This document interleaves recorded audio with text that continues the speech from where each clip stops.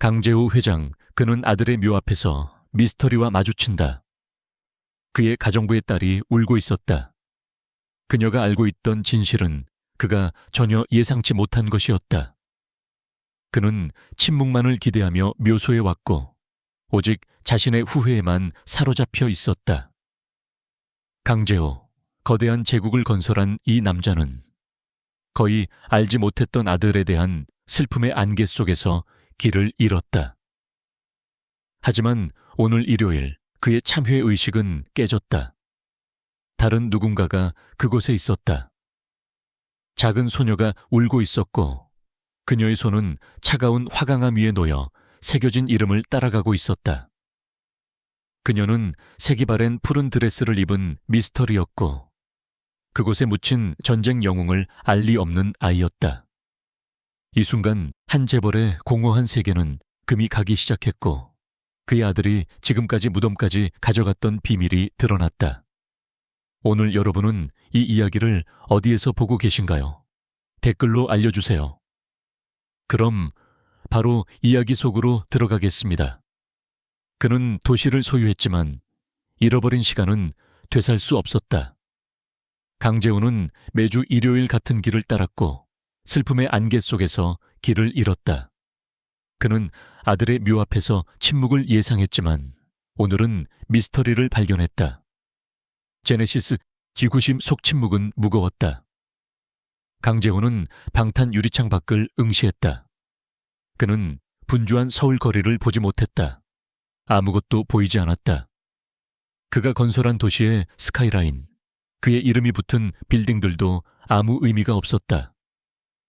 그것들은 단지 유리와 철골이었고 그가 더 이상 이해할 수 없는 삶의 텅, 빈 기념비에 불과했다. 5년 동안 일요일은 참회의 날이었다. 20년 동안 그와 함께했던 운전사 박철수는 그 의식을 알고 있었다. 그는 차를 도시의 가장 부유한 지역들을 지나 조용하고 잘 가꿔진 분당 추모공원 쪽으로 몰았다. 박철수는 일요일에는 절대 말을 하지 않았다. 강재호는 그 침묵에 감사했다. 그것은 그의 내면의 공허함과 일치했다. 차는 속도를 줄였고 자갈길을 부드럽게 밟았다. 기다리겠습니다, 사모님. 박철수가 낮은 목소리로 말했다. 강재호는 고개만 끄덕였다. 그는 차에서 내려 값비싼 어두운 모직 정장의 커프스를 정리했다. 그는 키가 크고 60대 후반에도 위압적이었다. 그의 머리는 숱 많고 은색이었으며 완벽하게 빗질되어 있었지만 그의 눈, 날카롭고 푸른 눈은 공허했다. 그 눈에는 상실의 그림자가 영구히 머물러 있었다. 그는 작고 소박한 야생화 꽃다발을 들고 있었다. 아들 강민우는 강재호가 선호하는 화려한 장식을 싫어했다. 민우는 갈라 행사, 이사회, 그리고 숨막히는 강이라는 이름의 압박을 싫어했다. 그의 외아들 민우는 그에게 반항했다. 그는 육군에 입대했다. 그는 낯선 사람들에게 영웅이 되었고 경외심을 받는 대위이자 전설적인 참전용사가 되었으며 5년 전 사막에서 전사했다. 강재호는 익숙한 길을 걸었다. 공기는 시원했고 축축한 흙과 깎인 풀 냄새를 실어 날랐다. 이 추모공원은 배타적이었고 도시 엘리트들의 마지막 안식처였다. 그러나 죽음은 구별하지 않았다. 그것은 그의 아들을 똑같이 데려갔다. 그는 민우에게 기념비를 세웠다. 그의 이름, 강민우 대위가 새겨진 거대한 화강감 묘비였다. 그 아래에는 그의 용맹, 복무, 희생을 상세히 설명하는 청동 명판이 있었다. 강재호는 그 명판을 싫어했다. 그는 그것을 승인하고 돈을 지불했지만 싫어했다. 그것은 자신이 거의 알지 못했던 아들에 대한 광고처럼 느껴졌다. 그의 죄책감은 육체적인 무게였다. 그는 제국 건설에 너무 집중했고 민우가 그것을 거부한 것에 너무 화가 났다. 그는 시간을 내지 않았다. 그는 시간이 끝없이 많다고 생각했다. 그는 나중에 갈등을 고칠 수 있을 거라고 생각했다. 그는 틀렸다. 그는 우뚝 솟은 참나무들의 마지막 줄을 돌아섰다. 묘지가 보였고 조용한 연못을 내려다보는 작은 언덕에 자리 잡고 있었다. 하지만 강재호는 멈췄다. 그는 얼어붙었고 꽃을 쥔 손에 힘이 들어갔다. 누군가가 거기에 있었다. 아이였다. 강민우의 묘비 바로 앞에서 잔디 위에 책상 다리를 하고 앉아있는 작은 소녀였다. 강재호의 첫 반응은 짜증이었다. 이곳은 사적인 추모 공원이었다. 낯선 사람은 거의 배회하지 않았고 아이들은 절대 오지 않았다. 이곳은 그의 공간, 그의 슬픔이었다. 그 소녀는 10살이 넘지 않았을 것이다. 그녀는 얇고 창백한 금발머리를 가졌고 머리카락은 곧고 약간 헝클어진 채 어깨 위로 떨어졌다. 그녀는 소박한 푸른 드레스를 입고 있었다. 깨끗했지만 강재호는 이 거리에서도 소매단이 해지고 색이 바랬다는 것을 알 수 있었다. 그녀의 신발은 낡았고 밑창은 얇았다. 그녀는 울고 있었다. 그것은 시끄럽고 연극적인 흐느낌이 아니었다. 그것은 조용하고 가슴 아픈 떨림이었다. 그녀의 작은 어깨가 떨렸다. 그녀의 머리는 숙여져 있었다. 작은 손 하나가 묘비의 차가운 화강암 바닥 위에 놓여 강민우의 이름이 새겨진 글자들을 따라가고 있었다. 강재호는 꼬박 1분 동안 서서 지켜보았다. 이 모습은 잘못되었다. 어울리지 않았다. 그는 자신의 직원들을 생각했다. 그의 삶에는 아이들이 많지 않았다. 그의 한남동 대저택은 조용하고 살균된 공간이었다. 그에게는 가정부가 있었다. 윤지원이라는 조용한 여성이었다. 그녀는 유능했다. 그는 그녀를 거의 알아차리지 못했다. 그녀에게 딸이 있었다는 것을 막연하게 기억했다. 하지만 그건 불가능했다. 지원은 그만두었다. 그 기억이 날카롭고 불쾌하게 떠올랐다. 그녀는 민우의 장례식 후 약 6개월 만에 갑자기 사직했다. 강재호는 그때 짜증이 났었다. 그녀는 좋은 가정부였다. 그는 더 많은 돈을 제안했었다. 그녀는 거절했다. 공손했지만 단호하게. 그녀는 가족과 더 가까이 이사해야 한다고 말했다. 그는 그 이후로 그녀를 생각하지 않았다. 이 소녀는 그럴 리 없다. 그는 그 생각을 떨쳐냈다. 터무니없었다. 그는 헛기침을 했다. 그 소리는 조용한 공기 속에서 크게 울렸다. 여기서 뭘 하는 거니? 그의 목소리는 의도했던 것보다 더 거칠게 나왔다. 그것은 그가 이사회에서 사용하는 목소리, 답변을 요구하는 목소리였다. 소녀는 전기에 맞은 것처럼 벌떡 일어났다. 그녀는 몸을 돌렸다.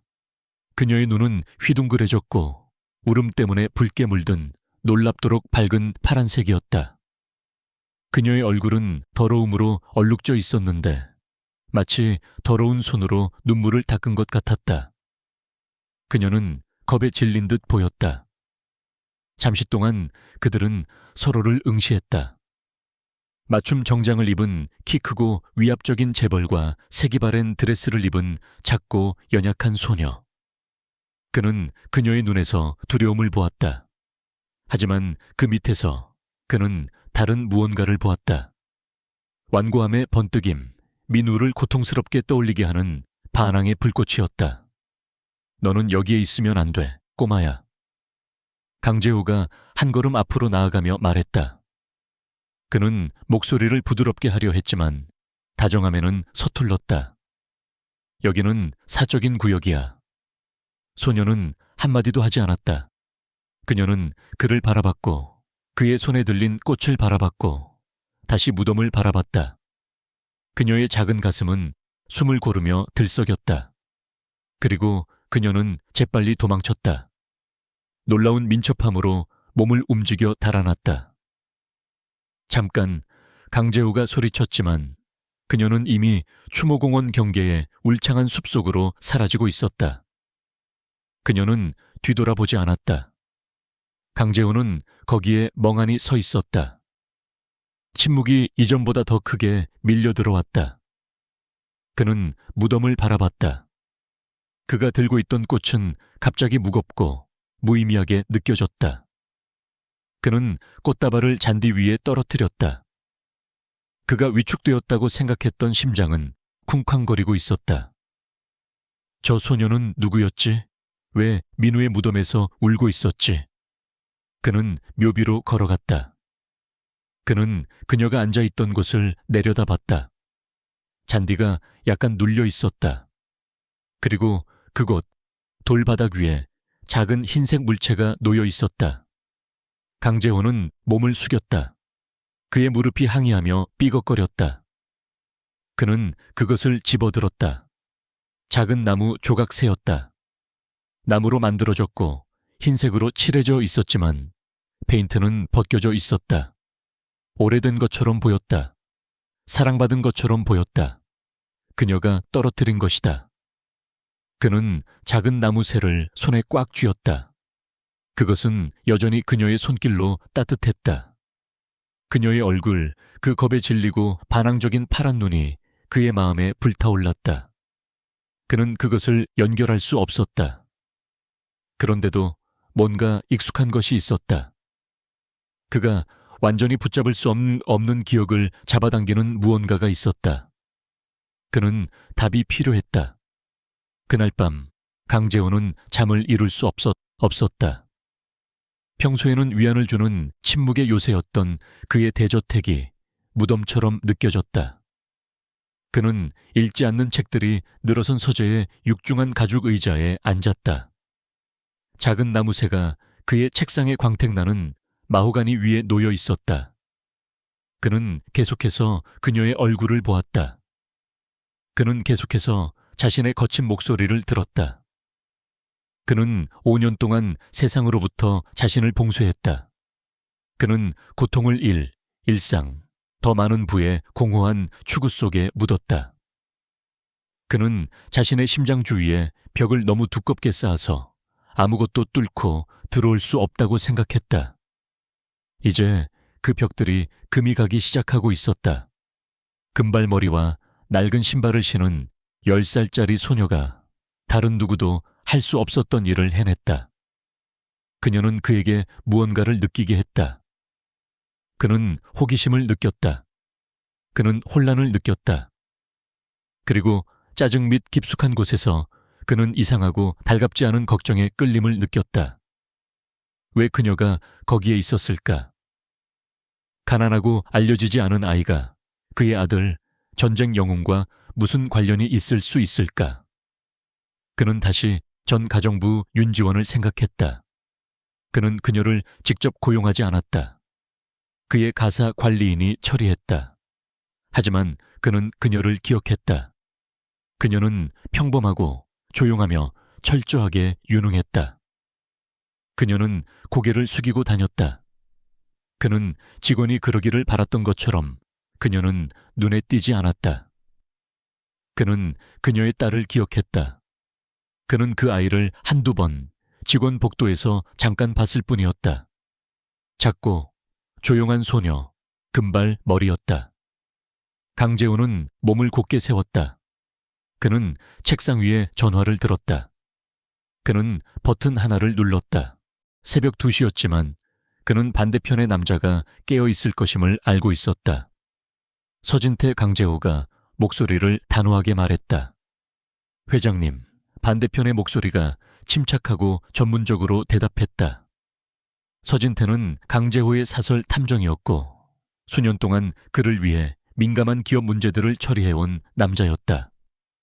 서진태는 비쌌고 신중했으며 믿을 수 없을 만큼 유능했다. 사람을 찾아야겠어, 강재호가 말했다. 사업 문제입니까, 회장님? 아니, 강재호는 작은 나무새를 바라보며 말했다. 개인적인 일이야. 그는 소녀를 묘사했다. 10살, 금발머리, 파란 눈, 색이 바랜 푸른 드레스. 그는 분당 추모공원에서의 만남을 묘사했다. 그녀는 내 아들의 묘에 있었네. 강재호가 혀에 낯선 느낌의 단어를 말했다. 반대편에 잠시 침묵이 흘렀다. 모두가 알듯이 서진태도 강민우를 언급하지 않아야 한다는 것을 알았다. 알겠습니다, 회장님. 아이라니, 이름은 아십니까? 아니, 강재호가 말했다. 하지만 단서가 있지. 전직 직원 윤지원이라는 가정부. 성은 기억나지 않아. 여기서 일했었지. 5년 전 내 아들의 장례식 후 약 6개월 만에 그만두었어. 윤지원, 5년 전에 그만둔 가정부, 그리고 소녀는 약 10살. 연관이 있다고 보십니까? 서진태가 물었다. 가정부를 찾아. 그럼 소녀를 찾을 수 있을 거야. 강재호가 말했다. 그녀가 누구인지 알고 싶어. 어디에서 왔는지, 그리고 왜 그 묘에 있었는지 알고 싶네. 성이 없으면 어려울 수 있습니다, 회장님. 유는 흔합니다. 내 집 전체의 고용 기록이 자네에게 있지 않나. 확인해. 강재호가 명령했다. 아침까지 답을 원해. 그는 전화를 끊었다. 그는 의자에 등을 기댔다. 그는 수년 동안 느끼지 못했던 에너지의 솟구침, 집중력을 느꼈다. 이것은 해결해야 할 문제였고 풀어야 할 미스터리였다. 그는 나무 새를 바라봤다. 왜 그녀는 울고 있었을까? 그의 아들 민호는 이 아이에게 어떤 의미였을까? 그는 가정부 지원을 떠올리려 했다. 그는 그녀가 젊었다고 기억했다. 20대 후반 아마도. 조용하고 항상 고개를 숙이고 있었다. 그녀가 사직했을 때 그는 거의 2번 생각하지 않았다. 그는 불편함에 짜증이 났었다. 그는 그녀를 대체해야 했다. 이제 그녀의 퇴사는 의미심장해 보였다. 그녀는 민우가 죽은 지 6개월 후에 떠났다. 소녀는 10살이었다. 민우는 5년 전에 죽었다. 강재호는 계산했다. 날짜가 맞지 않았다. 소녀가 10살이라면 민우가 죽었을 때 5살이었을 것이다. 그는 가슴의 긴장감이 조금 풀리는 것을 느꼈다. 단순한 우연이었다. 길 잃은 아이, 전직 직원. 2가지는 연결되지 않았다. 그는 단지 유령에 사로잡힌 외로운 노인일 뿐이었다. 하지만 마음을 진정시키려 할 때 그는 다시 소녀의 눈을 보았다. 파란색, 놀랍도록 파란색, 민우의 눈과 똑같았다. 강재호의 서재 전화가 오전 7시에 울렸다. 잠을 자지 못한 강재호는 수화기를 낚아챘다. 네, 회장님. 서진태의 목소리는 온통 업무적이었다. 정보를 찾았습니다. 그녀의 이름은 윤지원입니다. 서진태는 예의를 건너뛰고 계속했다. 그녀는 회장님 댁에서 3년 동안 일했습니다. 5년 2개월 전에 사직했고 그 이후로 행방이 묘연합니다. 어디에 있지? 강재호가 다그쳤다. 이것이 어려운 부분입니다, 회장님. 그녀는 남쪽의 아주 거친 지역에 있는 반지하 원룸에 있습니다. 건물은 곧 철거될 예정으로 등록되어 있습니다. 강재호의 주먹에 힘이 들어갔다. 그는 색이 바랜 드레스를 입은 소녀를 떠올렸다. 소녀는 그녀와 함께 있습니다. 서진태가 말했다. 이름은 윤은서입니다. 10살. 학적 기록도 없고 의료 기록도 없습니다. 윤지원이 의도적으로 시스템을 피하고 있는 것 같습니다. 회장님, 조심하셔야 합니다. 서진태가 말했다. 회장님 같은 분이 그 동네에 나타나는 것은 위험합니다. 윤지원은 분명 방어적이며 유령으로 남고 싶어 합니다. 제가 대리인을 보낼 수 있습니다. 아니, 강재호가 말했다. 내가 직접 처리하겠네. 주소를 내 차로 보내게. 회장님, 정말 그러셔야 합니까? 자네는 할 일을 다 했네, 서진태. 주소를 보내게. 강재호는 전화를 끊었다. 그는 일어섰고 무릎에 통증을 느꼈다. 그는 답을 얻었지만 그 답은 더 많은 질문만을 가져왔다. 그는 작은 나무새를 정장 주머니에 넣었다. 제네시스큐 기구심은 빛나는 마천루를 떠나 막힌 좁은 거리로 미끄러져 들어갔다. 강재호는 창밖의 세상이 부패하는 것을 지켜보았다. 건물들은 그 으름으로 얼룩진 벽돌이었고 창문들은 판자로 막혀 있었다. 이곳은 그가 30년 동안 보지 못했던 도시의 일부였다. 그것은 민우가 이야기했던 도시의 일부였다. 그들은 단지 사람들일 뿐이에요, 아버지. 민우는 몇 년 전 강재호가 그가 쉼터에서 자원봉사하는 것을 비판했을 때 논쟁했었다. 그들은 도움이 필요해요.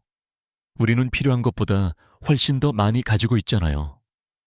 나는 건물을 짓고 일자리를 창출한다. 강재호가 반박했다. 그것이 무언가를 하는 것이다. 국을 나눠주는 것은 네 잠재력의 낭비일 뿐이야. 그 기억은 날카로웠다. 강재호는 그것을 억눌렀다. 저 코너에서 멈춰, 박철수. 강재호가 말했다.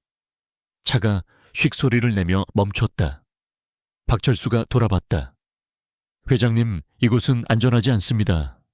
제가 모셔다 드릴 수 있도록 해주십시오. 내가 빈민가에 운전기사를 대동하고 가지는 않겠다. 박철수, 강재호가 말했다. 여기서 기다려. 그는 이미 차에서 내리고 있었다. 거리의 소음이 그를 강타했다.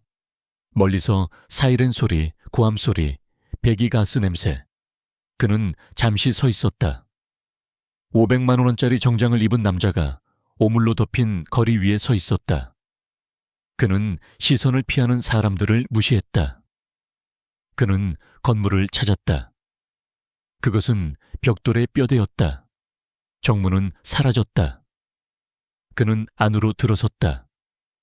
로비는 어둡고 차가웠다. 공기는 축축함과 곰팡이 냄새로 가득했다. 그는 호수를 확인했다. 3비호. 그는 부서지는 계단을 올라갔다. 2층에서 아기가 울고 있었다. 다른 아파트에서는 남자와 여자가 소리를 지르고 있었다. 그는 3층에 도착했다. 복도는 좁았고 깜박이는 정화 하나로 밝혀져 있었다. 그는 스램스비라고 표시된 문을 찾았다. 페인트가 벗겨져 있었다. 그는 안에서 작은 목소리가 들리는 것을 들었는데 단어에 걸려 넘어지며 소리내어 책을 읽고 있었다. 그는 노크하기 위해 손을 들었다. 수십억 달러짜리 거래에 서명했던 그의 손이 떨리고 있었다. 그의 주먹이 나무에 닿기 전에 문이 몇 인치 삐걱거리며 열렸다. 한 여성의 눈이 밖을 내다보았다. 그는 그녀를 알아보았다. 윤지원.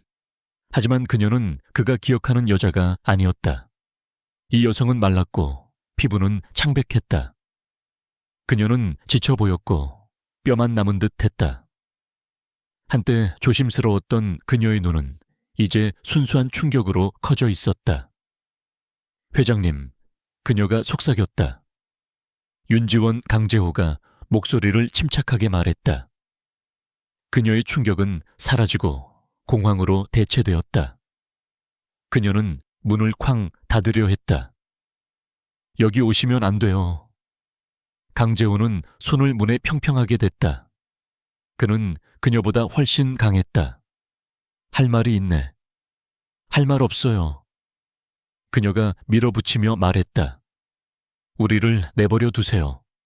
엄마, 가 안에서 작은 목소리가 싸움을 뚫고 나왔다. 지원은 굳었다. 그녀의 얼굴이 하얗게 변했다. 문이 안에서 밀려 열렸다. 추모공원의 소녀가 거기에 서 있었다. 은서. 그녀는 낡고 해진 책을 들고 있었다. 그녀는 올려다봤고 강재호를 보았다. 그녀의 밝은 파란 눈이 휘둥그레졌다. 그녀는 책을 떨어뜨렸다. 그것은 부드러운 쿵소리를 내며 바닥에 떨어졌다. 그녀는 즉시 엄마의 다리 뒤에 숨었다. 너를 봤다. 강재호가 은서를 향해 으르렁거리는 목소리로 말했다. 어제 추모공원에서. 윤지원은 소녀를 그녀 뒤로 끌어당겼고 그녀를 보호했다.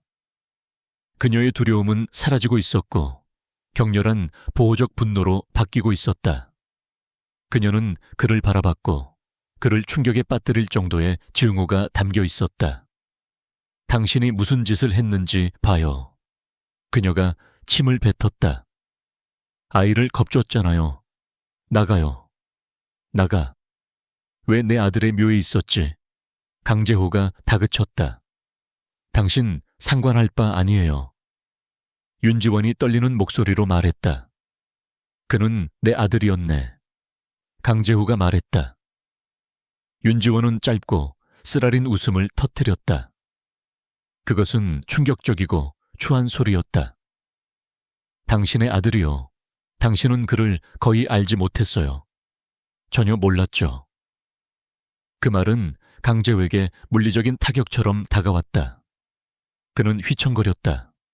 그 모욕은 너무 심오하고 너무 진실이어서 그의 숨을 앗아갔다. 어떻게 감히? 그는 마침내 가까스로 말했다. 감히요, 윤지원이 말했다. 그녀의 두려움은 사라졌다. 나는 당신 집에서 3년 동안 일했어요. 당신에게는 보이지 않는 존재였죠. 하지만 나는 봤고 들었어요.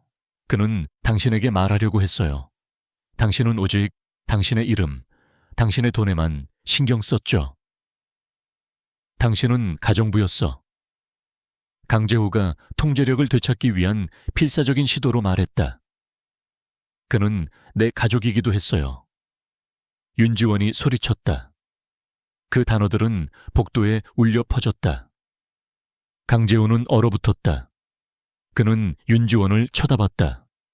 그 함의가 그를 강타했다. 내 가족이기도. 뭐라고 했나? 그는 물었다.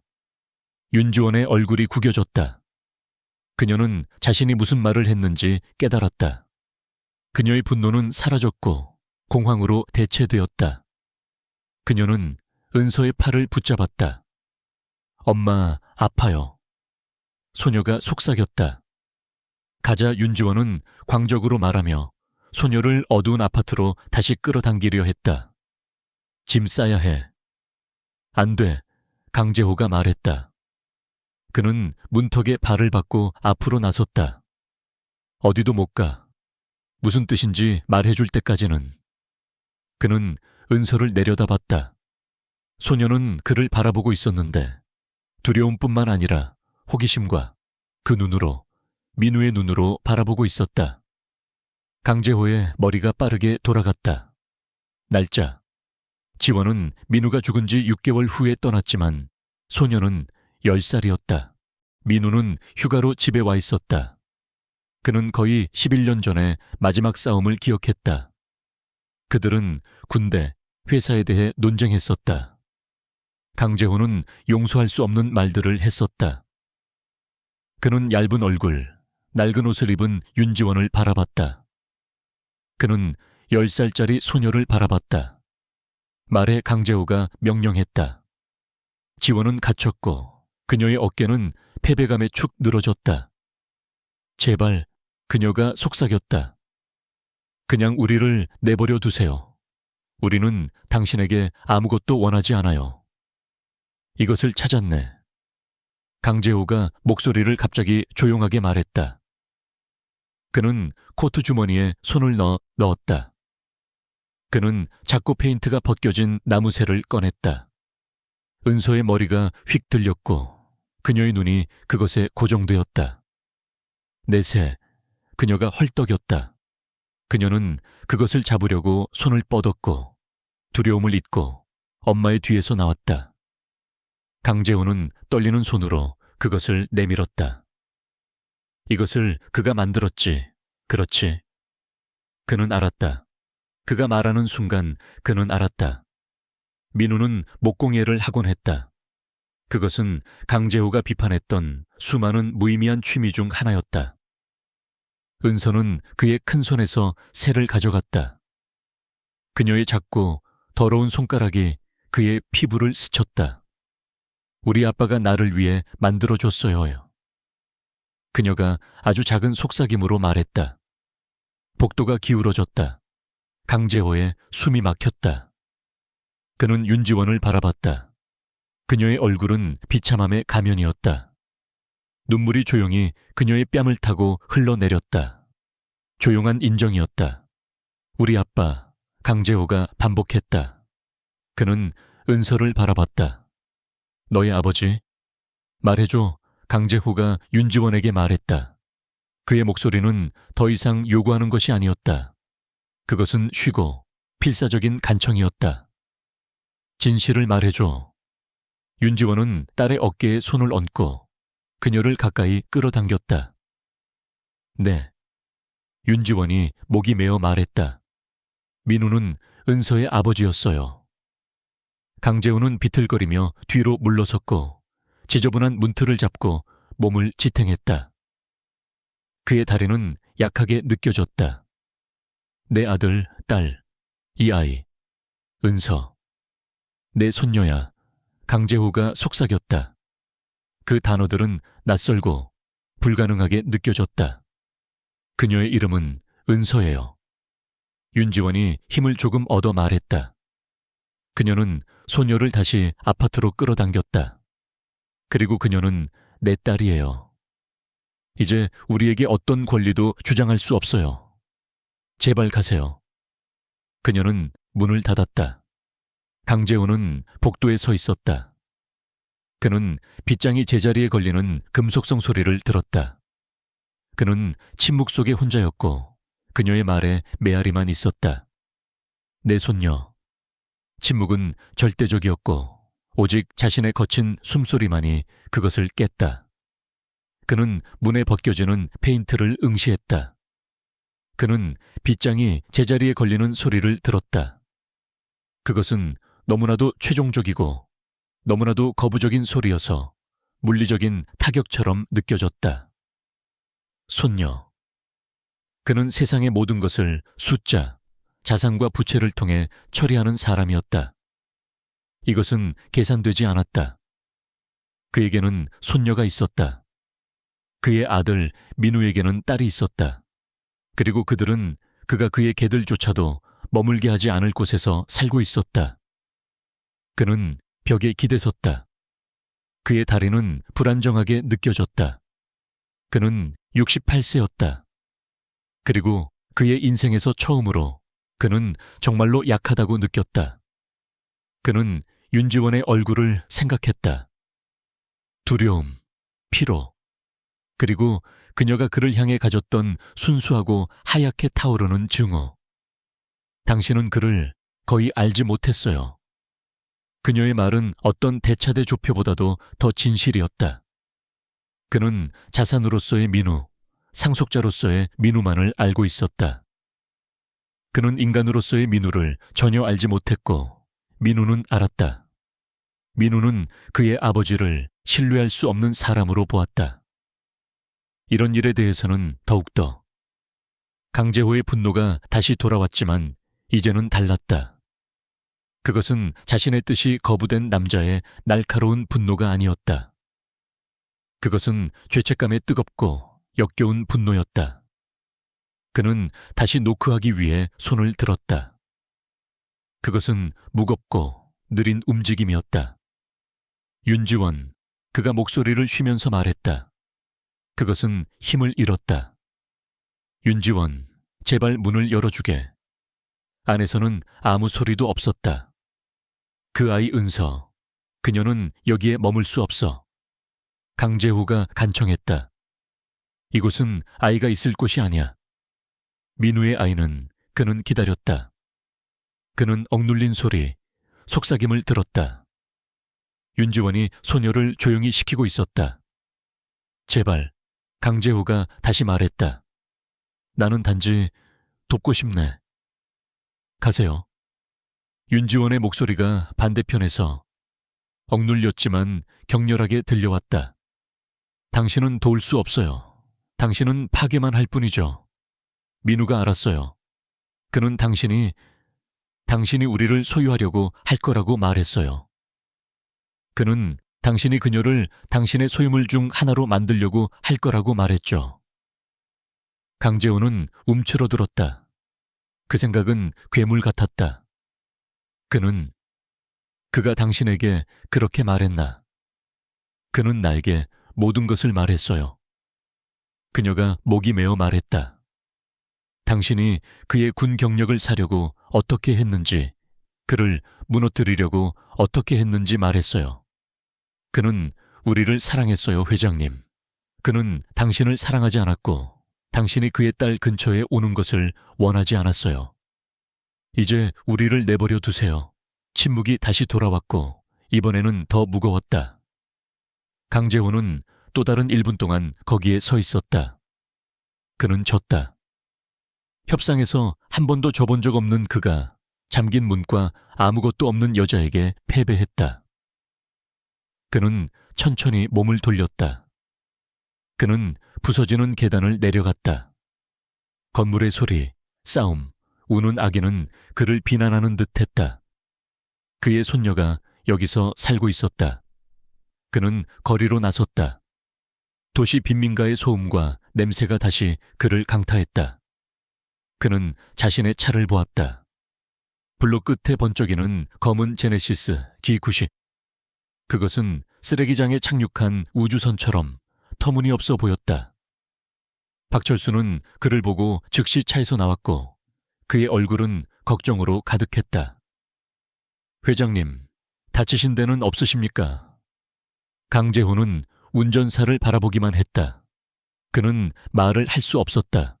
그는 뻣뻣한 움직임으로 뒷좌석에 탔다. 댁으로 가실까요, 회장님? 박철수가 부드럽게 물었다. 강재호는 곧 철거될 건물을 응시했다. 아니, 그가 말했다. 그는 전화를 꺼냈다. 서진태, 회장님 찾으셨습니까? 그들은 산뷰에 있네. 건물은 죽음의 덫이야. 강재호가 말했다. 지금 당장 보호를 원해. 회장님, 제가 조언했지만 자네가 뭘 조언했는지 상관 안 해. 강재호가 소리쳤다. 갑작스러운 외침에 박철수가 깜짝 놀랐다. 여기에 팀을 보내. 사복 차림의 2사람. 그 문을 감시하게 해. 건물을 감시하게 해. 아무도 못 들어가. 아무도 못 나와. 내 말 이해하나, 서진태? 그게 합법적인지 아닌지 상관없어, 서진태. 해. 그리고 나는 자네가 10살짜리 윤은서의 출생신고서를 찾기를 원하네. 어머니는 윤지원, 아버지. 그의 목소리가 갈라졌다. 그는 이름을 말할 수 없었다. 아버지 강민우, 나는 알아야 해. 증거가 필요해. 알겠습니다, 회장님. 서진태가 조용하게 말했다. 팀은 20분 안에 도착할 겁니다. 강재호는 전화를 끊었다. 집으로 가자, 박철수.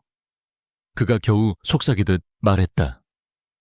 차가 연석에서 출발할 때 강재호는 사이드 미러로 그 건물을 지켜보았고 그것이 시야에서 사라질 때까지 지켜보았다. 그는 떨고 있었다. 그는 단지 소녀를 찾은 것이 아니었다. 그는 아들의 비밀과 자신의 가장 큰 실패를 찾은 것이었다. 아파트 안에서 윤지원은 바닥으로 미끄러져 내려갔다. 그녀의 등은 문에 기대어 있었다. 그녀는 무릎 주위에 팔을 감고 흐느끼기 시작했다. 엄마. 은서는 자꾸 텅 빈 방 한가운데 서 있었다. 그녀는 나무새를 가슴에 꽉 쥐고 있었다. 방은 차가웠다. 그들은 바닥에 매트리스 하나, 작은 휴대용 가스레인지, 그리고 담요 더미를 가지고 있었다. 그들의 몇 안 되는 소지품은 벽 옆에 2개의 더플백에 있었다. 엄마, 괜찮아요? 은서가 다시 물었다. 가야 해. 아가. 윤지원이 얼굴을 닦으며 속삭였다. 그녀의 손은 너무 심하게 떨려서 거의 볼 수 없었다. 하지만 왜요? 저 남자는 누구였어요? 그는 사진 속 남자와 닮았어요. 윤지원은 깜짝 놀라 올려다봤다. 은서의 작은 배낭 안에는 접힌 사진 한 장만이 있었다. 그것은 윤지원이 가진 유일한 사진이었다. 제복을 입고 웃고 있는 젊은 남자의 사진. 민우. 그는 민우 아빠의 아버지야. 윤지원이 거친 목소리로 말했다. 그리고 그는 아주 나쁜 사람이야. 하지만 슬퍼 보였어요. 은서가 말했다. 그녀는 조용하고 관찰력이 뛰어난 아이였다. 그녀는 10년 동안 너무 많은 것을 보았다. 그는 나를 닮았어요. 윤지원은 움찔했다. 사실이었다. 은서는 민우의 눈을 가졌지만 그의 미소도 가지고 있었다. 그리고 윤지원은 차가운 두려움과 함께 깨달았다. 그녀는 강재호 회장의 턱, 그 완고한 네모난 턱을 가지고 있었다. 그는 슬프지, 아가. 윤지원이 말했다.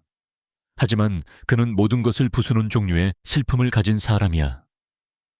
그녀는 일어섰고 그녀의 움직임은 광적이었다. 코트 입어. 책을 가방에 넣어.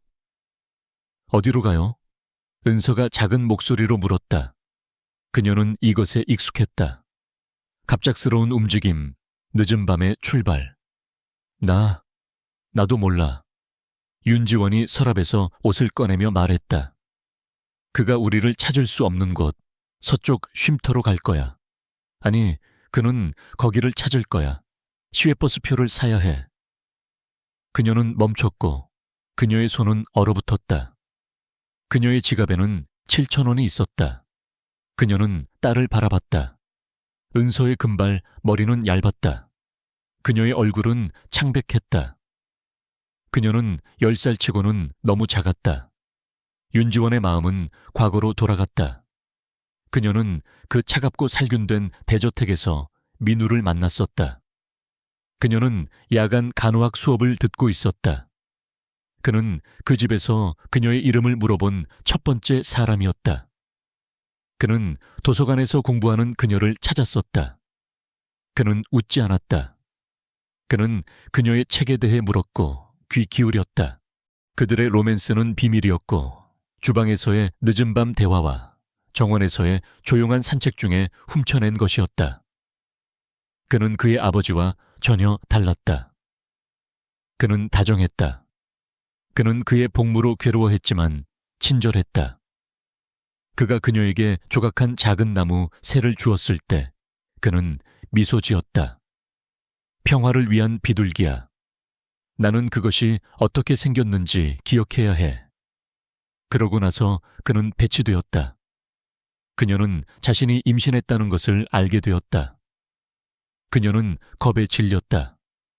그녀는 그에게 말하려고 했지만 그의 편지는 어두웠다.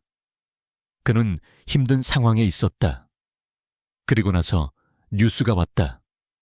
강민우 대위, 작전 중 전사. 윤지원의 세상은 끝났다. 그녀는 도시 반대편의 작은 병원에서 혼자 은서를 낳았다. 그녀는 이름을 지어주었다.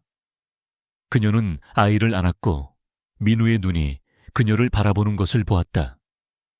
그녀는 일터로 돌아가야 했다. 그녀는 먹여 살릴 아이가 있었다. 그녀는 유령들의 장소인 대저택으로 돌아갔다.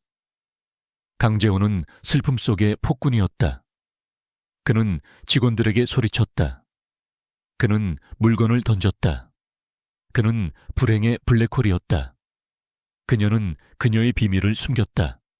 하지만 6개월 후 그녀는 더 이상 견딜 수 없었다. 그녀는 이 차갑고 잔인한 남자를 바라봤고 그가 은서에 대해 절대 알게 해서는 안 된다는 것을 알았다. 그는 그녀를 데려가거나 아니면 그녀를 버릴 것이었다. 둘 다 똑같이 끔찍했다. 그녀는 자신의 저축을 가지고 도망쳤다. 그녀는 그 이후로 계속 도망쳐왔다. 이제 그가 그들을 찾았다. 엄마, 은서가 코트를 입으며 말했다. 그 남자 갔어요. 윤지원은 문을 바라봤다. 그는 가 있었다.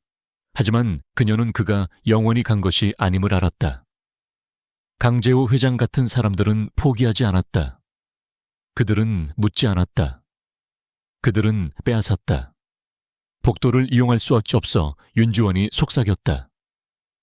그녀는 창문으로 갔다. 그것은 어둡고 쓰레기로 가득 찬 골목을 내려다보고 있었다. 가방 챙겨 비상계단으로 나갈 거야. 다음 날 아침 강재호는 서재에 앉아 있었다. 그는 잠을 자지 않았다. 작은 나무새가 서류 더미 옆 그의 책상 위에 있었다. 서진태가 그의 맞은편에 서 있었다. 그는 피곤해 보였다. 그들이 사라졌군. 강재호가 말했다. 그것은 질문이 아니었다. 네, 회장님. 서진태가 말했다.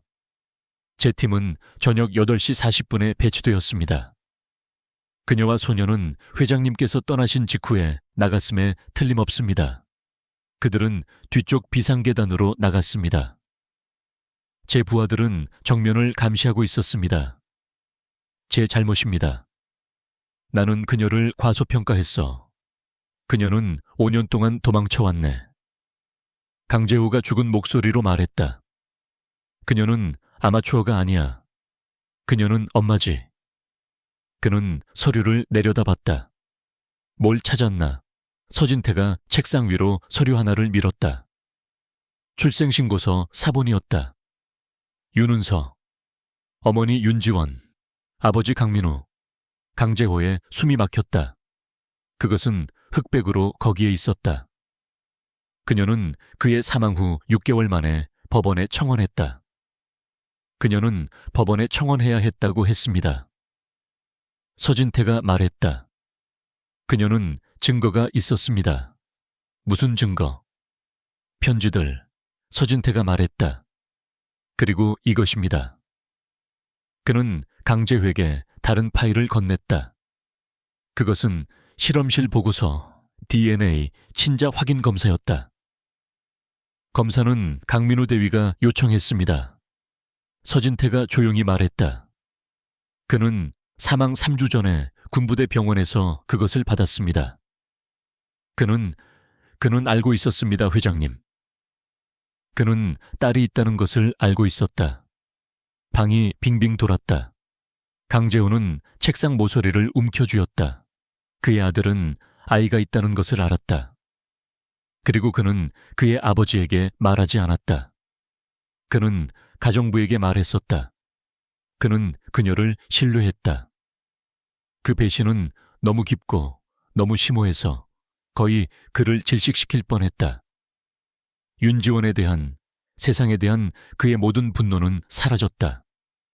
그것은 내부로 향했다.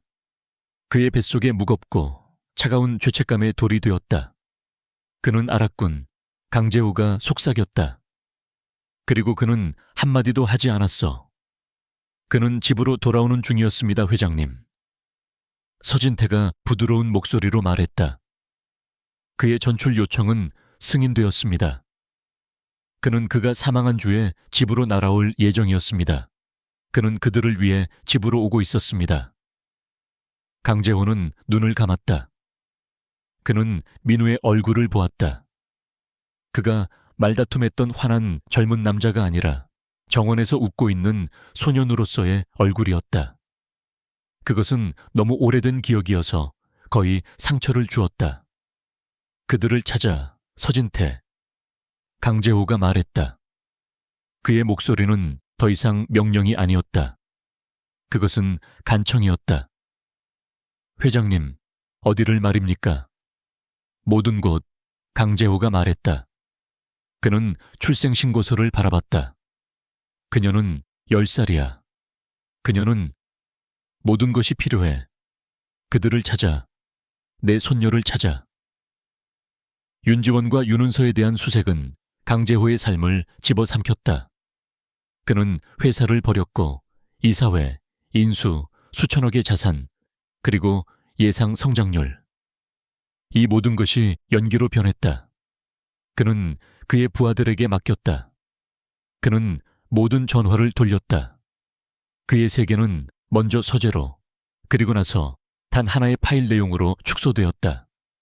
그의 서재는 작전실이 되었다. 그의 운전사 박철수는 이제 그의 유일한 조언자였다. 박철수는 그에게 식사를 쟁반에 가져다 주었고 강재호는 거의 손대지 않았다. 회장님, 식사를 하셔야 합니다. 박철수는 그의 직업 설명을 훨씬 넘어선 걱정으로 가득 찬 목소리로 말하곤 했다. 나중에 강재호는 책상 위에 펼쳐진 지도를 올려다보지 않고 툴툴거렸다. 서진태는 수색을 진행하고 있었다. 그는 윤지원의 신용기록을 추적하고 있었는데 그것은 존재하지 않았다. 그녀의 주민등록번호는 5년 동안 사용되지 않았고 그녀가 아는 사람들은 그녀를 보지 못했다. 그녀는 유령입니다, 회장님. 서진태가 지친 목소리로 전화로 보고했다.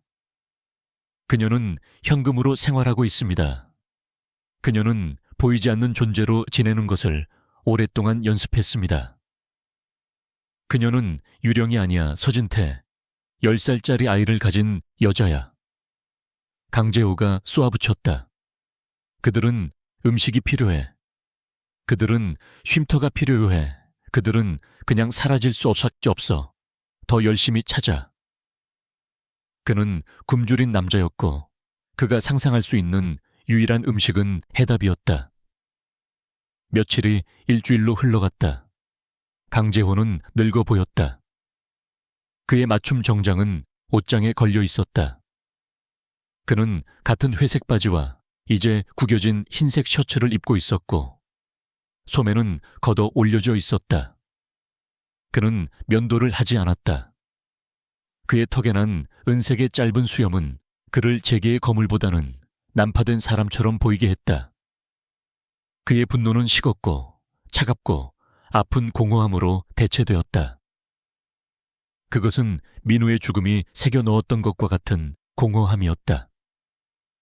하지만 이제 그것은 새롭고 더 날카로운 모서리를 가지고 있었다. 이것은 그가 막을 수 있었던 상실이었다. 그의 좌절 속에서 그는 집을 부쉈다. 물리적인 분노가 아니라 필사적인 고고학적 발굴이었다. 그는 아들을 찾고 있었다. 그는 결국 민우의 옛 방에 이르렀다. 그는 5년 동안 이 방에 들어가지 않았다. 그의 직원들은 그것을 깨끗하게 유지하되 아무것도 만지지 말라는 엄격한 지시를 받았었다. 그것은 그가 알지 못했던 사람의 박물관이었다. 군사 역사에 관한 책들이 강재호가 들어본 적 없는 작가들의 소설 옆에 쌓여 있었다. 구석에는 기타가 있었다. 민우는 기타를 쳤었다. 그리고 옷장 뒤쪽에는 봉인된 판지 상자 하나가 있었다. 그것은 강민우 대위 개인 소지품이라고 표시되어 있었다. 군대에서 보낸 것이었다. 강재호는 그것이 도착하는 것을 보았다. 그는 그것을 여기에 넣으라고 명령했고 문을 닫았었다. 그는 죽은 민우에게 너무 화가 났고 자신의 고통에 너무 사로잡혀서 들여다보지 않았다. 떨리고 있는 그의 손이 포장 테이프를 더듬었다. 그는 그것을 찢어 열었다.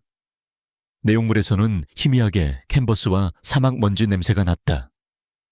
깔끔하게 접힌 군복, 낡은 전투화 한 켤레, 그리고 보잘것없는 장신구처럼 던져 넣어진 무공훈장 몇 개가 있었다. 바닥에는 두꺼운 가죽으로 엮은 일기장이 있었고 그 아래에는 단순한 끈으로 묶인 편지 더미가 있었다. 그것들은 민우의 강하고 깨끗한 필체로 윤지원에게 주소 지정되어 있었지만 발송되지 않았다. 강재호는 마루에 주저앉았고 등은 침대에 기대었다. 그는 무릎의 통증을 느꼈다. 그는 일기장을 집어들었다. 5년 동안 침묵했던 그의 아들의 목소리가 첫 페이지에서 울려 퍼졌다. 그것은 전쟁에 관한 것이 아니었다. 정말로 그것은 그녀에 관한 것이었다. 8월 14일 도서관에서 지희를 다시 봤다. 그녀는 공부하고 있었다. 그녀는 하루에 16시간을 일하고도 여전히 인간 해부학에 대해 읽을 시간을 찾는다. 그녀는 간호사가 되고 싶어 한다. 그녀는 아버지의 이사회에서 만난 누구보다도 더 많은 추진력을 가지고 있다. 강재호는 움찔했다. 그는 계속 읽었다. 9월 2일.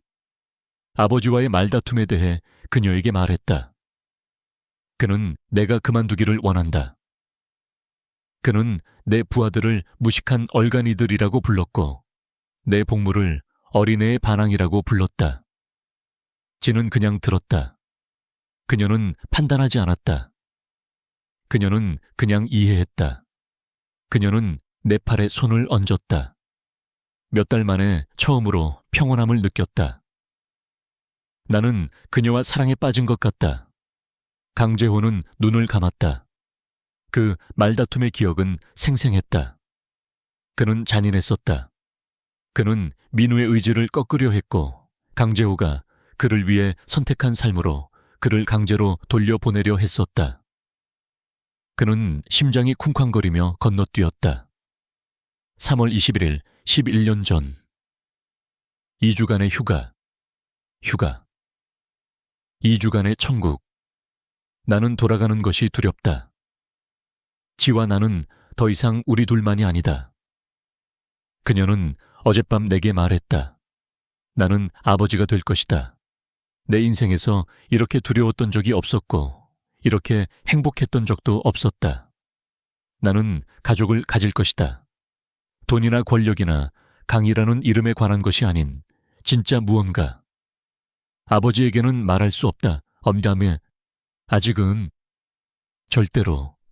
그는 그것을 망칠 것이다. 그는 지를 돈으로 매수하려고 하거나 아이를 통제하려고 할 것이다. 그는 그것을 제국의 일부로 만들려고 할 것이다.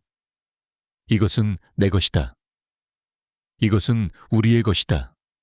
지는 두려워한다. 나는 그녀를 보호하겠다고 말했다. 그들 둘 다 보호하겠다고.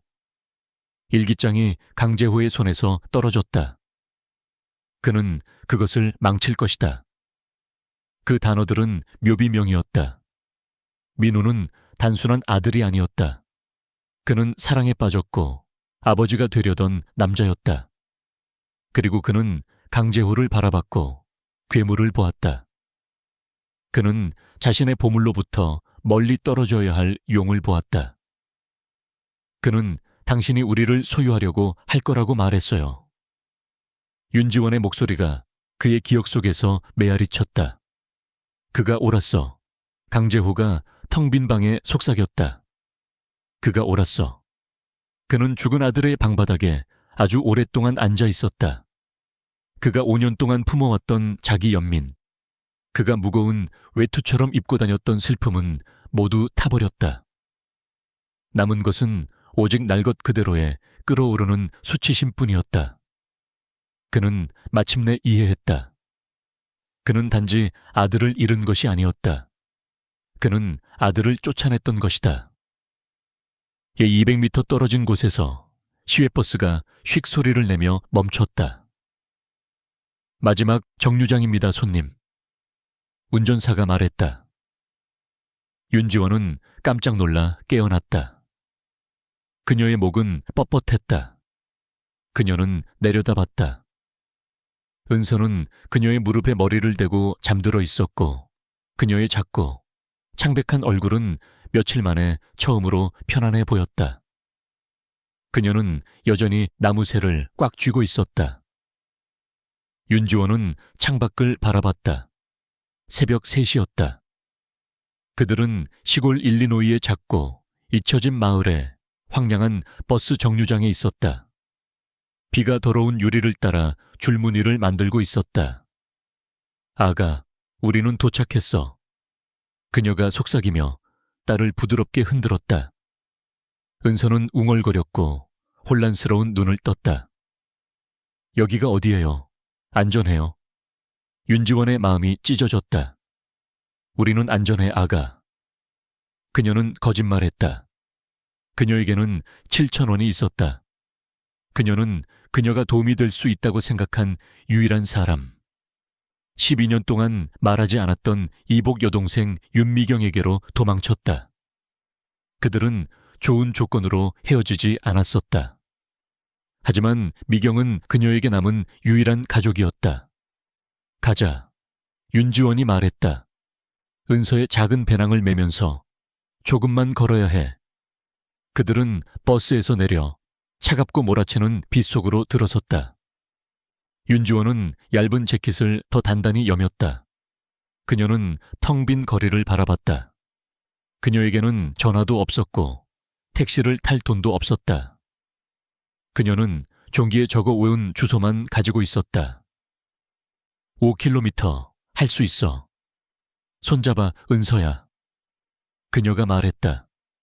은서의 작고 차가운 손이 그녀의 손에 미끄러져 들어왔다. 괜찮아요, 엄마. 은서가 엄마의 절망을 감지한 듯 속삭였다. 우리 아빠는 군인이었어요. 그는 용감했죠, 그렇죠? 우리도 용감할 수 있어요.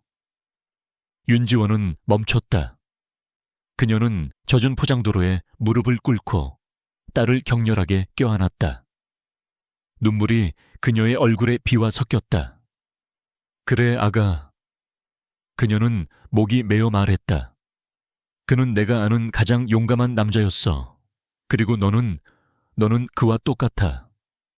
강재호의 서재에 전화가 울렸다. 강재호는 그것을 낚아챘다.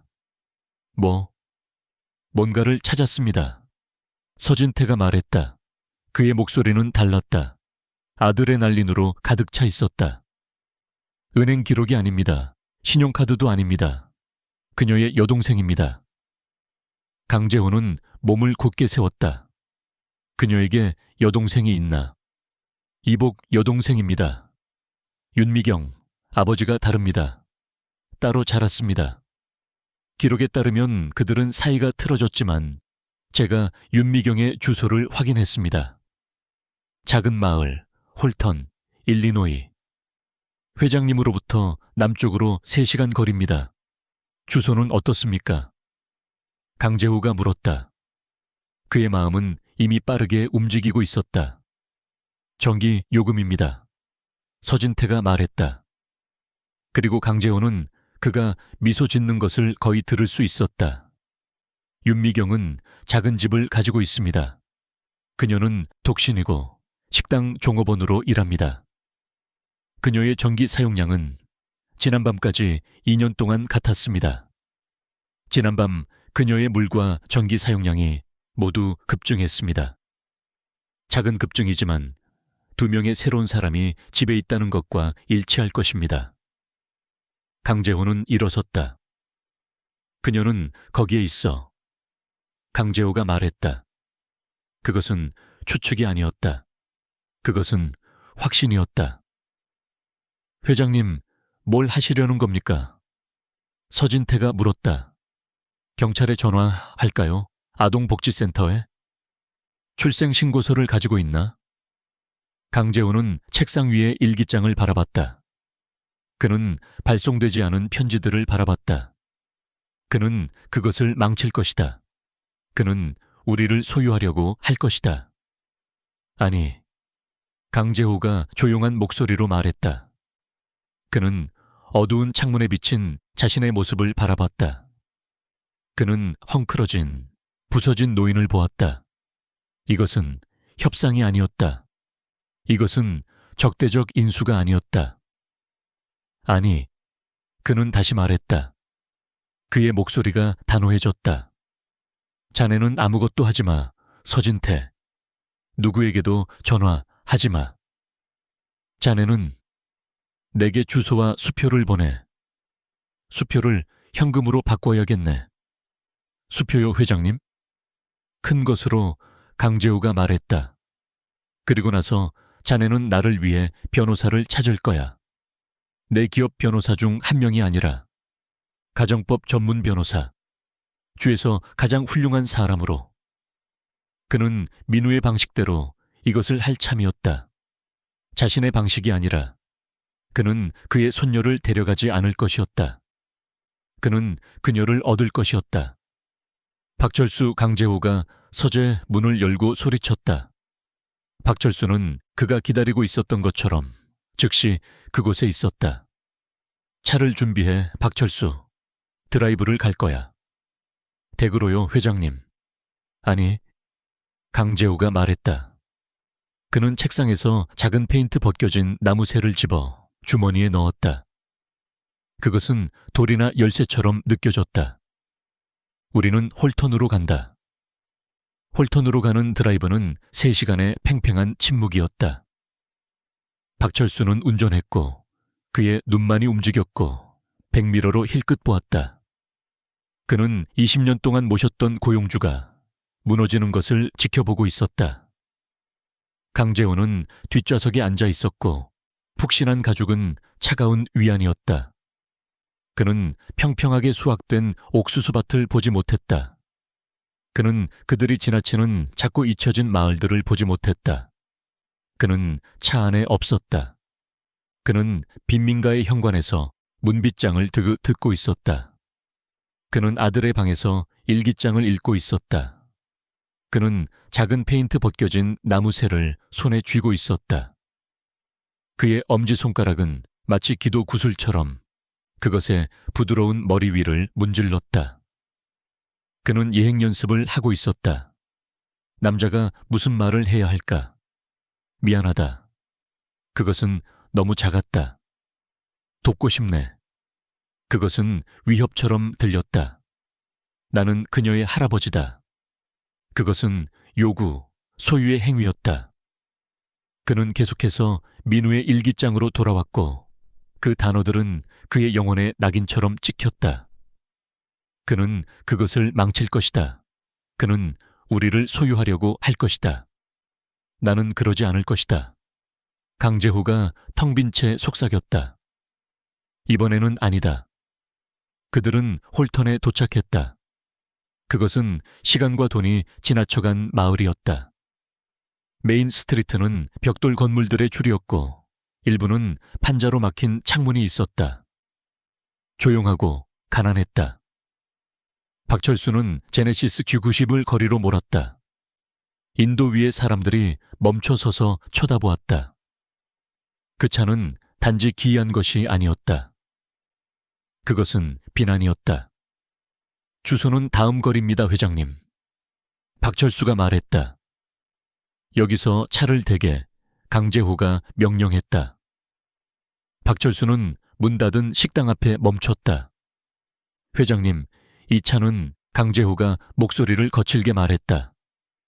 그것은 위협이야, 요새야. 나는 걸어갈 것이다. 회장님, 제가 그럴 수는 없습니다. 박철수, 나는 2블록을 걸어갈 것이다. 나는 전쟁터로 가는 것이 아니야. 나는 내 손녀를 만나러 가는 것이다. 기다려. 그는 내렸다. 그는 구겨진 셔츠를 정리했다. 바지를 매끄럽게 하려 했다. 그는 자신이 어떤 모습인지 지옥을 통과해 끌려온 부자처럼 보였다. 그는 걸었다. 공기는 차가웠고 축축한 나무집 냄새가 났다. 집들은 작았고 깔끔하고 작은 잔디밭이 있었다. 그는 주소를 찾았다. 작은 흰색 방갈로였다. 페인트가 필요했지만 현관은 쓸려 있었다. 한쪽으로 기울어진 호박이 문 옆에 놓여 있었다. 강재호는 갈라진 콘크리트 길을 걸어 올라갔다. 그는 문에 벗겨지는 페인트를 바라봤다. 그는 너무 강한 메스꺼움이 밀려와서 난간을 잡아야 했다. 이것이 전부였다. 그의 전 생애의 정점. 모든 거래, 모든 돈이 그를 작은 마을에 이 페인트 벗겨진 문으로 이끌었다. 그는 떨리는 손을 들어 올렸다. 그는 노크했다. 그 소리는 침묵 속의 총성과 같았다. 그는 기다렸다. 그는 발소리를 들었다. 체인 잠금쇠가 덜커덕거렸다. 문이 몇 인치 열렸다. 거칠고 지친 여성의 눈이 밖을 내다보았다. 이 여자는 윤지원이 아니었다. 우리는 아무것도 원하지 않습니다. 그녀가 거친 목소리로 말했다. 저는 아무것도 팔지 않습니다. 강재호가 목이 메어 말했다. 저는 윤지원을 찾고 있습니다. 그 여성의 얼굴이 굳어졌다. 당신은 누구요? 제 이름은 강재호입니다.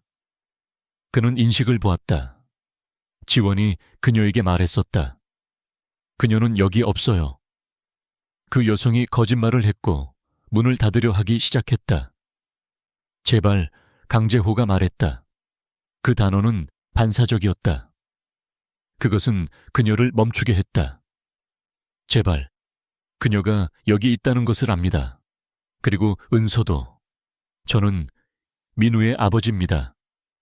당신이 누구인지 정확히 알아요. 그 여성이 침을 뱉었다.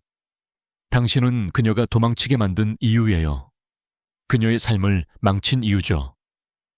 이제 경찰 부르기 전에 내 현관에서 나가요. 미경아, 누구야? 안에서 지원의 목소리가 들렸고 얇고 겁에 질린 목소리였다. 아무도 아니야, 지원아. 다시 자. 미경이 쉭 소리를 내며 대답했다. 그가 여기 있구나. 그렇지. 지원이 여동생 뒤에 나타났고 희미한 복도의 유령 같았다. 그녀는 행주를 손에 비틀고 있었다. 그가 우리를 찾았어. 윤지원, 강재호가 필사적으로 말했다. 이것을 고치기 위해. 저는 그녀를 데려가려고 온 것이 아닙니다. 거짓말쟁이. 윤지원이 뒤로 물러서며 소리쳤다. 당신들 같은 사람들은 그것밖에 안 해요. 거짓말하고 빼앗죠. 미경아, 경찰에 전화해. 그에게 가라고 말해. 그녀가 하는 말 들었지. 미경이 말했다. 나가. 엄마, 저 남자는 누구예요? 작은 목소리가 분노를 뚫고 나왔다. 은서가 그들 뒤에 복도에 서 있었다. 그녀는 작은 노란 오리들이 그려진 잠옷을 입고 있었다. 너무 작은 잠옷이었다.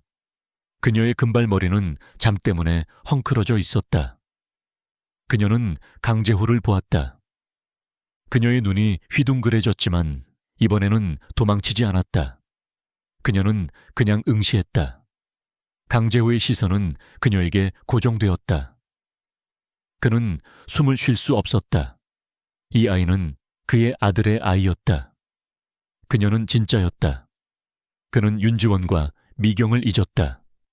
그는 문 쪽으로 한 걸음 내딛었다. 두 여성 모두 움찔하며 소녀를 보호했다. 그녀 근처에 오지 마세요. 윤지원이 비명을 질렀다. 안 갈 것이다. 강재호가 즉시 멈추며 말했다. 그는 자신이 비무장 상태임을 보여주려는 듯 손을 들었다. 미안하네. 그는 은서를 바라봤다. 그는 미소 지으려 했지만 그의 얼굴은 뻣뻣하게 느껴졌다. 안녕, 은서야. 그가 부드러운 목소리로 말했다. 나를 기억하니? 은서는 그의 얼굴에 시선을 고정한 채 고개만 끄덕였다. 그녀는 작은 걸음으로 앞으로 나섰다. 은서야, 돌아와. 윤지원이 명령했다. 그는 내 사진 속 남자와 닮았어요. 은서가 그를 가리키며 속삭였다.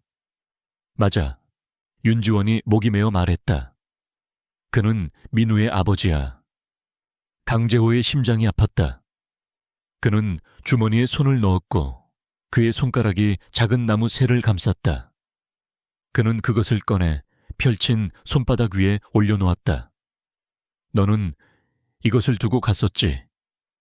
그가 은서에게 말했다. 추모공원에. 내가 가져왔다. 은서의 얼굴이 밝아졌다. 그녀는 엄마를 바라봤다. 그가 내 새를 찾았어요. 그가 가져왔어요. 그녀는 또 한 걸음 다가섰고 그것을 잡으려고 손을 뻗었다. 윤지원이 그녀의 팔을 잡았다. 안 돼, 아가. 우리는 그에게서 아무것도 원하지 않아. 내 거예요. 은서가 입술을 떨며 말했다. 그것은 강재호가 그녀를 유령이 아닌 아이로 본 첫 순간이었다. 그녀는 자신의 장난감을 원하는 10살짜리 소녀였다. 우리 아빠가 만들었어요. 알아. 강재호가 목이 메어 말했다. 그는 소녀의 머리 위로 윤주원을 바라봤다. 그가 그랬다는 것을 알지. 나는 그의 일기장을 읽었네, 윤주원. 윤주원의 얼굴이 하얗게 변했다. 뭐라고요? 그가 보내지 않은 편지들도 읽었네. 강재호가 계속했다. 고백이 그에게서 터져 나왔다. 그는 너를 위해 집으로 오고 있었어. 그는 너무 행복했고, 그는 나를 너무 두려워했네. 그는 자신의 손을 내려다봤다. 그는 내가 그것을 망칠까봐 두려워했고, 내가 너희를 소유하려고 할까봐 두려워했네. 그는 윤지원의 시선과 마주쳤고 그의 눈은 눈물로 가득 찼다. 그리고 그가 옳았어. 5년 전에는 그랬을 거야. 나는 끔찍한 아버지였네. 나는 끔찍한 남자였어. 나는 그를 몰랐네, 윤지원. 네 말이 옳았어. 나는 내 아들을 몰랐어. 눈물이 그의 얼굴을 타고 흘러내렸다. 그는 그것을 닦으려 하지 않았다. 강재호 회장이 낯선 사람의 현관에서 울고 있었다. 윤지원은 그를 응시했다. 그녀의 분노는 사라졌고 충격을 받은 혼란스러운 침묵으로 대체되었다. 미경의 굳은 표정이 누그러졌다. 내가 한 일을 바꿀 수는 없네. 강재호가 목이 메어 계속했다. 나는 그를 되돌릴 수 없어. 이 모든 것, 빌딩들, 돈을 한 번 더의 기회와 바꿀 수 있다면 10만이 아실 것이다. 하지만 그럴 수 없네. 그는 은서를 바라봤다. 하지만 나는 너희를 도울 수 있어. 그가 생각했던 방식이 아니라, 소유하는 것이 아니라 돕는 것. 그는 그의 딸이 안전하기를 원했을 거야. 그는 그녀가 따뜻하기를 원했을 거야. 그는 정장 재킷에 손을 넣었다. 그는 두꺼운 봉투 하나를 꺼냈다. 그는 그것을 윤지원에게 건네지 않았다. 그는 그것을 현관 난간에 조심스럽게 놓았다. 이것은 그가 말했다. 현금 수표네. 내 돈이 아니야. 민우의 신탁 기금에서 나온 돈이다. 그가 한 번도 손대지 않은 돈. 이것은 자네 것이네, 윤지원. 자네와 그녀를 위한 것, 새 출발을 위한 것. 자네가 원한다면 내게서 멀리 떨어진 삶을 위한 것. 가져가도 좋네. 그러면 나는 다시는 너희를 괴롭히지 않을 것이다. 나는 떠날 것이다. 약속하네. 윤지원은 그것을 뱀처럼 응시했다. 그리고 내가 그것을 가져가면요. 그녀가 떨리는 목소리로 물었다. 당신은 그냥 갈 건가요? 강재호는 은서, 그녀의 밝은 파란, 호기심 많은 눈, 민우의 눈을 바라봤다. 그녀에게서 멀어지는 것은 그가 해야 할 가장 힘든 일일 것이었다. 그는 진심이어야 했다. 그래, 그가 말했다. 그것이 자네가 원하는 것이라면. 나는 갈 것이다. 이 모든 것을 조용히 지켜보고 있던 은서가 갑자기 말했다. 왜요? 그녀가 물었다. 강재호는 그녀를 바라봤다. 왜, 아가? 왜 울고 있어요? 그녀가 물었다. 그리고 왜 당신 얼굴이 내 얼굴과 닮았어요? 강재호는 짧고 흐느낌이 반인 목이 막힌 웃음을 터뜨렸다. 그는 무릎을 꿇었다. 그는 자신을 그녀의 눈높이에 맞췄다. 그의 무릎은 비명을 질렀지만 그는 신경 쓰지 않았다. 그는 그의 손녀와 눈을 마주쳤다. 왜냐하면 그가 속삭였다. 나는 내 아들을 잃었고 5년 동안 내가 너를 가졌다는 것을 몰랐기 때문이야. 그리고 정말 미안하다. 추모공원에서 너를 겁줘서 미안해.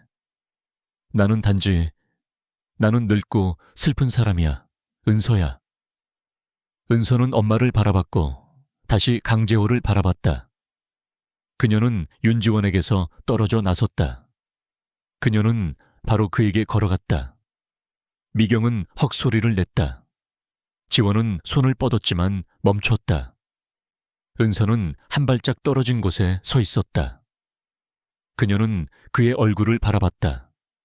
그리고 그의 손에 있는 나무 새를 바라봤다. 그녀는 그의 손에 그녀의 작고 얇은 손을 얹었다. 그녀는 새를 가져가지 않았다. 그녀는 그냥 그의 손에 손을 얹었다.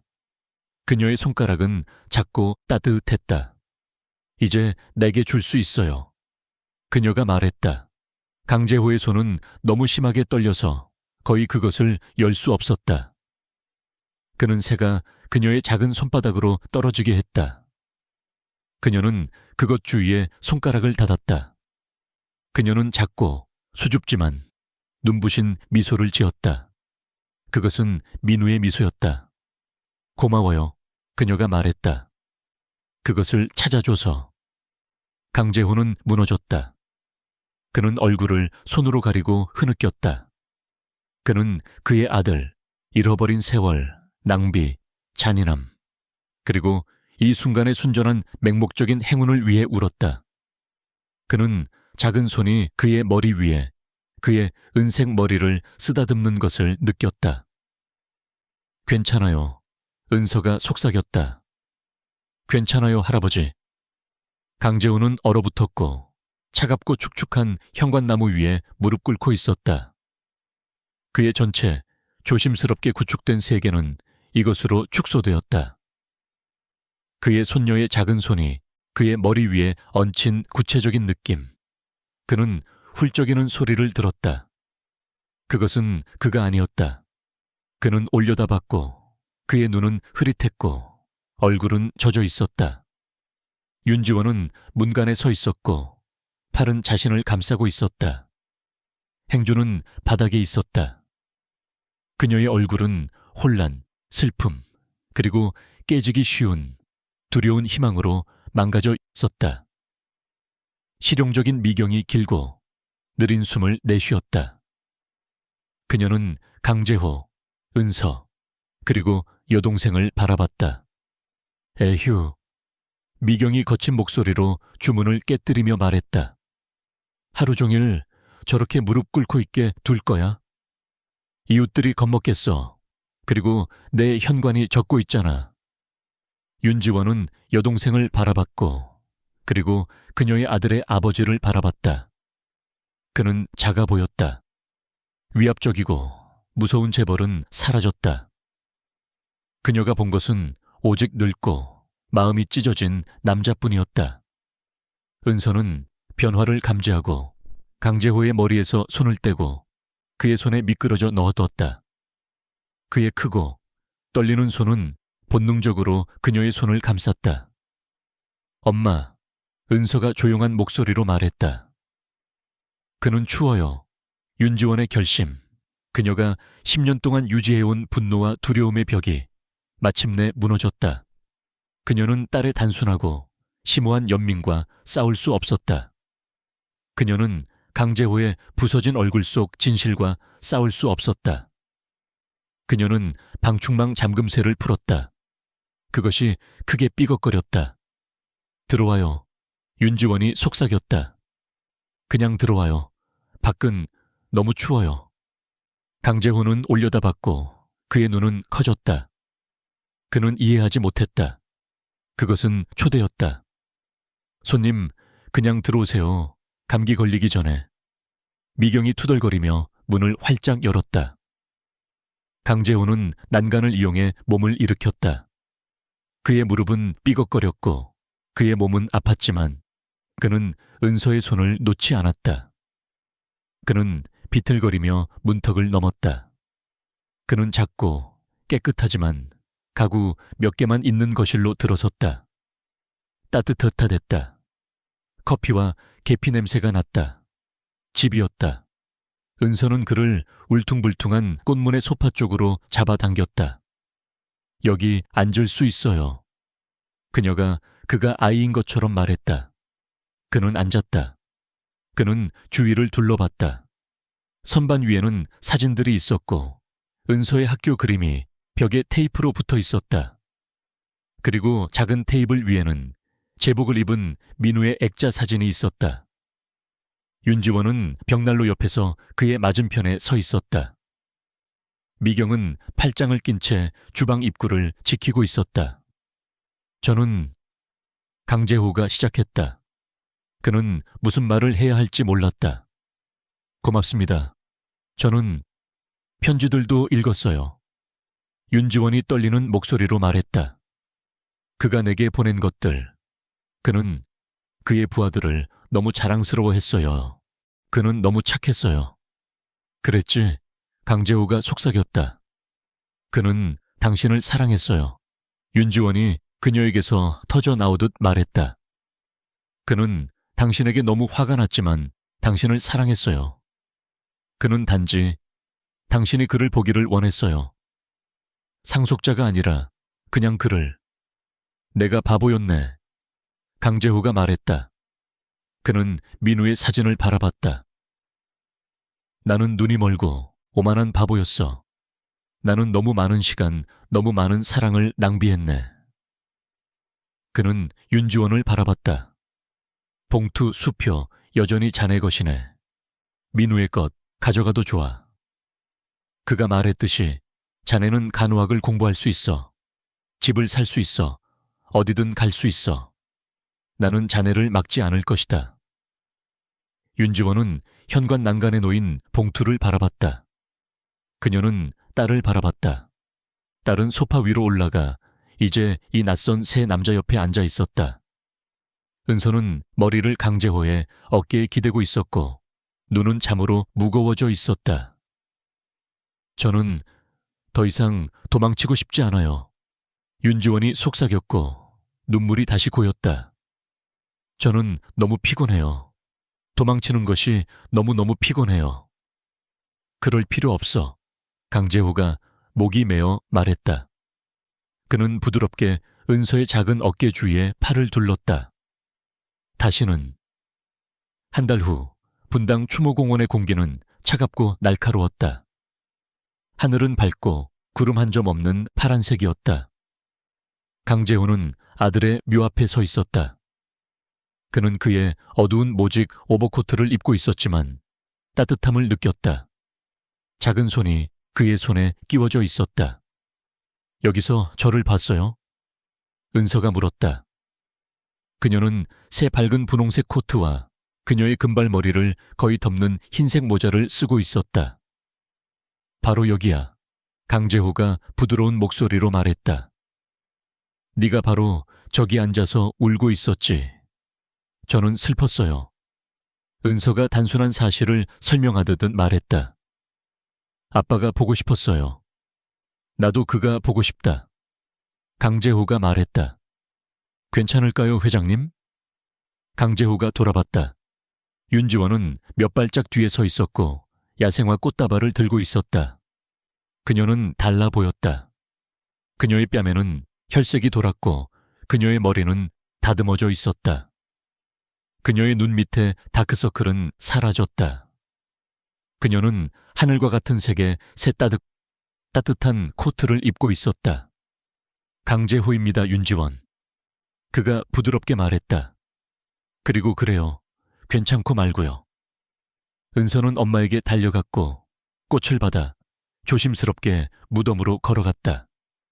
그녀는 그가 현관에서 무릎 꿇었던 것처럼 무릎을 꿇었다. 그녀는 꽃을 잔디 위에 놓았다. 그리고 나서 그녀는 주머니에서 무언가를 꺼냈다. 작고 페인트 벗겨진 흰색 나무새. 그녀는 그것을 조심스럽게 화관감 바닥 위에 꽃 옆에 놓았다. 안녕, 아빠. 그녀가 돌에 속삭였다. 할아버지를 찾았어요. 그는 그렇게 나쁘지 않아요. 그는 많이 울지만 이제 괜찮은 것 같아요. 우리는 괜찮아요. 그녀는 일어섰고 한쪽에는 강재호의 손을 잡고 다른 한쪽에는 윤지원의 손을 잡고 돌아왔다. 그들 셋은 오랫동안 거기에 서 있었다. 부서졌다가 다시 맞춰진 새로운 가족이었다. 강재호는 돌에 새겨진 아들의 이름을 바라봤다. 죄책감은 여전히 그곳에 있었다. 그것은 항상 그곳에 있을 것이다. 하지만 그것은 그가 겪었던 무겁고 숨막히는 무게가 아니었다. 이제 그것은 단지 그의 일부였다. 그의 아들을 잃었지만 그가 결코 이해할 수 없는 기적으로 그의 가족을 찾은 남자의 일부였다. 박철수가 기다리고 있어요, 강재호. 윤지원이 조용히 말했다. 그는 추워질 거예요. 그는 기다릴 수 있다. 강재호가 은서의 손을 꽉 쥐며 대답했다. 그는 하늘을 바라봤다. 그는 무덤을 바라봤다. 그는 그의 옆에 있는 여성과 아이를 바라봤다. 그는 모든 것을 소유했지만 아무것도 가지지 못했던 남자였다. 이제 이 작고 따뜻한 손을 잡고 그는 마침내 진정으로 부유했다. 그는 집에 있었다. 그리고 우리는 강재호와 그의 세 가족을 여기서 떠나겠습니다. 이 이야기가 가장 깊은 상실 후에도 가장 예상치 못한 곳에서 새로운 연결이 발견될 수 있다는 것을 상기시켜 주기를 바랍니다. 치유하기에는 결코 늦지 않았습니다. 여러분이 이 이야기를 들으면서 무엇을 하고 있었는지, 어쩌면 차 한 잔과 함께 했거나 아니면 밤을 마무리하고 있었는지 알고 싶습니다. 댓글로 한 줄 남겨주세요. 저는 정말로 모두 읽습니다. 우리가 다시 만날 수 있도록 하려면 좋아요를 누르고 구독하는 것이 큰 도움이 됩니다. 우리는 항상 개선하려고 노력하고 있으니 아래에 여러분의 피드백을 자유롭게 공유해 주세요. 이 시간을 함께 해주셔서 감사합니다.